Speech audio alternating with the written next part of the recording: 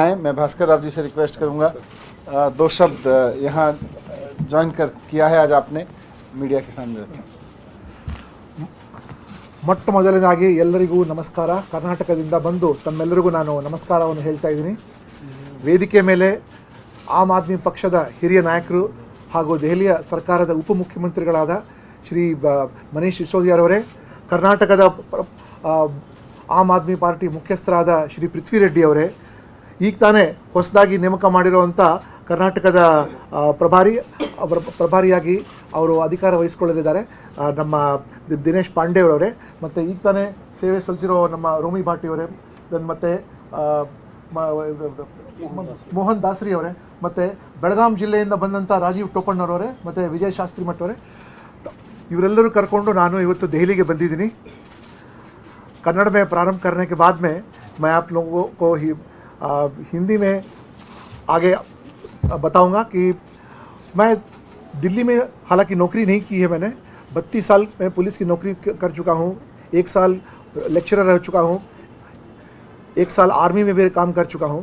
और जब भी दिल्ली आया करता था, दिल्ली के परिवर्तन, यहाँ से जो बदलाव होता था बहुत करीब से मैं देखा, क्योंकि मेरे बहुत सारे बैचमेट यहाँ हैं. और एक दिन अब मेरा टैक्सी ड्राइवर जो है या ड्राइवर अपने मुझे बताया कि दिल्ली के स्कूल में जो बदलाव वो दिखाने के लिए मुझे वो एक स्कूल लेकर गया, और स्कूल में ऐसी बदलाव देखने को मुझे विश्वास नहीं हुआ कि सरकारी स्कूल ऐसा हो सकता है करके. और मैं कम से कम 3-4 घंटा वहाँ बिताने के बाद में वहाँ से स्कूल के लोगों ने मुझे आम आदमी क्लिनिक भी दिखाया, वहाँ पर आम आदमी क्लिनिक भी दिखाया मुझे. मतलब आम आदमी को, कॉमन पर्सन, देश में जो है उसको सबसे अहम ज़रूरत है एजुकेशन और health and a sense of security. वो जो है श्रीमान श्री केजरीवाल साहब के नेतृत्व में बहुत अच्छी तरह से मैं देखा हूँ. केजरीवाल साहब भी आसानी से यहाँ नहीं आए, बड़े मुश्किल के पद पकड़ के उन्होंने आया है, और कितने संघर्षों का सामना करते हुए वो यहाँ आए हैं. उनके जीवन चरित्र से मैं अत्यंत प्रभावित हूँ. और आम आदमी पार्टी जो है पॉलिटिक्स का लैंडस्केप ही चेंज कर दिया. It is not just another competition in red competition, it is blue competition which has changed the entire landscape of politics is concern. जहाँ भी हमने देखा कि केजरीवाल साहब बात करते हैं वो हमेशा प्रगति, स्वच्छ एडमिनिस्ट्रेशन और डिसेंट्रलाइजेशन, ये सब चीज़ देखते हुए पंजाब के लोग भी प्रभावित होकर उनको बहुत बड़ा बहुमत दिया है. और जनसामान्य कर्नाटक में जो आम आदमी है वो भी चाह रहा है कि कुछ बदलाव आए, क्योंकि ट्रेडिशनल पार्टीज़ को देख चुके हैं वो लोग. हमेशा सिचुएशन तो वही रहता है, लेकिन लोग बदलते हैं, लेकिन व्यवस्था नहीं बदलती है. लेकिन ये पार्टी जो है व्यवस्था को में जो बदलाव लाया है, जैसे कि एजुकेशन में मनीष सिसोदिया जी का बहुत बड़ा योगदान रहा है, और अंतर्राष्ट्रीय तौर पर भी इसकी प्रशंसा आ चुकी है. सो ऐसी तरह की गवर्नेंस जो है सारे हिंदुस्तान में चाहिए. और इसी दिशा में पृथ्वी रेड्डी जी, मैं और रोमी भाटी जी और दिलीप पांडे जी सब मिलकर यहाँ की जो एडमिनिस्ट्रेशन है वहाँ तक ले जाकर, और वहाँ जो आम आदमी चाहता है उसमें एक बदलाव लाने के लिए. क्योंकि कर्नाटक जो है सारे देश का सबसे प्रगतिशील स्टेट है, लेकिन वहाँ की एडमिनिस्ट्रेशन जो है उसमें इम्प्रूवमेंट लाने की बहुत स्कोप है.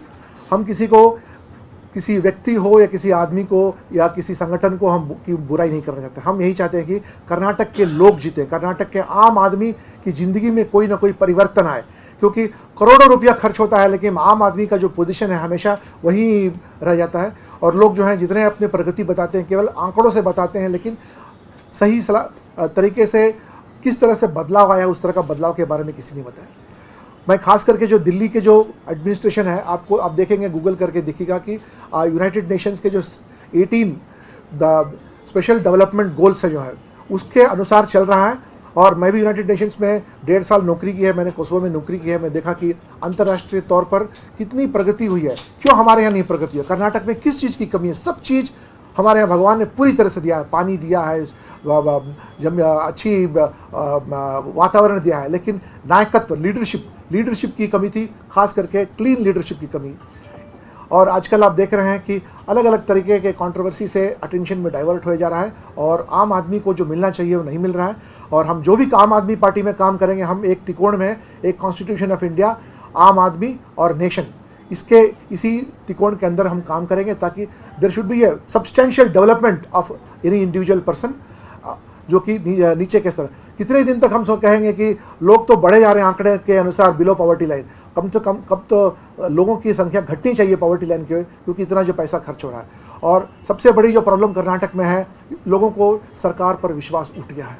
दे have started feeling very isolated and they are going away from the government. We need to bring government closer to people, government closer to their doorstep। जैसे दिल्ली में सरकार जो है आपके घर तक पहुंचती है और सेवाएं आपको घर पर उपलब्ध कराती है, जबकि एक प्राइवेट कंपनी अमेजॉन हो या फ्लिपकार्ट हो जब कर सकती है, हम क्यों नहीं कर सकते हैं ये काम। तो इसी दौरान, और दूसरी बात यह है कि करप्शन जो बहुत बड़ी तरह से वहाँ बढ़ गई है, और सामान्यतः no government officer wants to be corrupt, everybody wants to be honest. जैसे ऊपर का एडमिनिस्ट्रेशन रहता है उसी के अनुसार चलना पड़ता है। सो ये सब चीज़ देखते हुए और इतने लंबे सर्विस में मुझे बहुत अच्छी तरह से तीनों पार्टियों को अंदर बाहर, पार्टी का कल्चर, पार्टी के लोगों को और ये सब को बहुत अच्छी तरह से देखने के बाद मुझे यही लगा कि अरविंद केजरीवाल जी का जो मॉडल ऑफ लीडरशिप है वो केवल दिल्ली के लिए ही सीमित नहीं होना चाहिए। अभी तो पंजाब तक जा चुका है, अब नेताजी कल गुजरात भी गए थे और इसको कर्नाटक तक लेके आना है। और कर्नाटक के 6,600 ग्राम पंचायत से लेके विधानसभा तक बदलाव लाने की निष्ठा हमारे मन में है, और संगठन भी है, लोग भी हैं, और जिन जिन लोगों को क्लीन एडमिनिस्ट्रेशन, प्रेडिक्टेबल एडमिनिस्ट्रेशन और ट्रांसपेरेंट एडमिनिस्ट्रेशन जो चाहते हैं, उनके लिए आम आदमी पार्टी ही एक अच्छी सरकार वहाँ दे सकती है। क्योंकि पिछले 7 साल में इतनी यहाँ कामें हुई, लेकिन यहाँ किसी भी तरह का कोई ये स्कैंडल हो इत्यादि कहीं कुछ नहीं पहुँचा।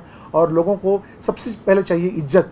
जब लोगों को इज्जत मिलता है तो इज्जत से, अगर आप इज्जत देंगे तो लोग अपना भरपूर कोऑपरेशन आपको हमेशा देते रहेंगे। और आने वाले दिनों में माननीय श्री अरविंद केजरीवाल जी, सिसोदिया जी और हमारे पक्ष के जो वरिष्ठ नायक हैं, उनके अनुसार हम कर्नाटक में भी एक बदलाव लाने की एक बहुत बड़ी लहर लेके आएंगे। क्योंकि वहाँ पर लोग चाहते हैं कि एक बदलाव हो, लोग चाहते हैं। अभी सब कर्नाटक में सब लोग तो देख चुके हैं, जितने लीडर भी फिर से वापस आने वाले चुनाव में, उन लोगों को कर्नाटक देख चुकी है। उनके पास नया कुछ भी नहीं है। कर्नाटक चाहती कि कुछ नया आए, युवक आए, महिलाएं हैं, और ख़ास करके गरीबी को से मुक्ति कराने के लिए इतने काम हैं, लेकिन सब कागज़ पर रुक जाते हैं। अब उसको जो है रियल लेवल में इसको ट्रांसलेट करके लाने के लिए जो यहाँ दिल्ली में और जो पंजाब में हो रहा है, उसी तरह का मॉडल हमको भी वहाँ भी लेके आना है। हमने छोटे तरीके से शुरू किया है, हमें बहुत कॉन्फिडेंस है कि हम बहुत बड़ा impact on the political landscape करेंगे। It is not just some other parties में कि हम आके यहाँ शामिल हो रहे हैं। इतनी फ़ोन कॉल्स आ रहे हैं हमारे को कि हम भी आपके साथ रहना चाहते हैं, हम कहीं फंस गए हैं, हम बाहर नहीं निकल सकते हैं।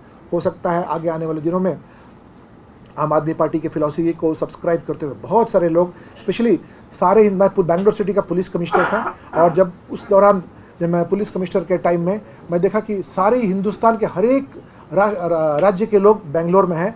और Bangalore is a knowledge capital and Bangalore deserves very good administration, it deserves to be an international city. But क्या है कि because of misgovernance, misrule, ये ऐसा हो रहा है। I don't blame government servants and administrators, it is the leadership that has to give an answer कि क्यों बेंगलोर सिटी का ये हाल हो रहा है इस तरह से, एंड इसको रिवर्स किया जा सकता है। एंड लोग चाहते हैं कि उनकी minimum basic needs are met over there, good road, safety, good school, good hospital, इतना दे देंगे तो अपने आप लोग जो हैं they will do extremely very well. आज मुझे बहुत खुशी हुई कि श्रीमान अरविंद केजरीवाल जी ने मुझे बहुत मेरे ऊपर इतना कॉन्फिडेंस रख के पार्टी के अंदर मुझे एडमिट किया है। और वापस जाने के बाद में जो दिल्ली की पॉलिसीज़ है, पंजाब में जो हो रहा है, उनको हम लोग कर्नाटक में भी उसको लागू करेंगे। धन्यवाद। Thank you.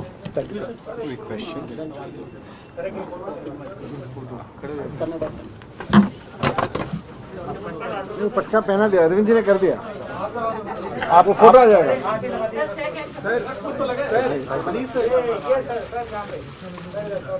बहुत स्वागत है आपका। आप सब लोगों को अब तक कर्नाटका का पॉलिटिक्स के बारे में हमने बताया।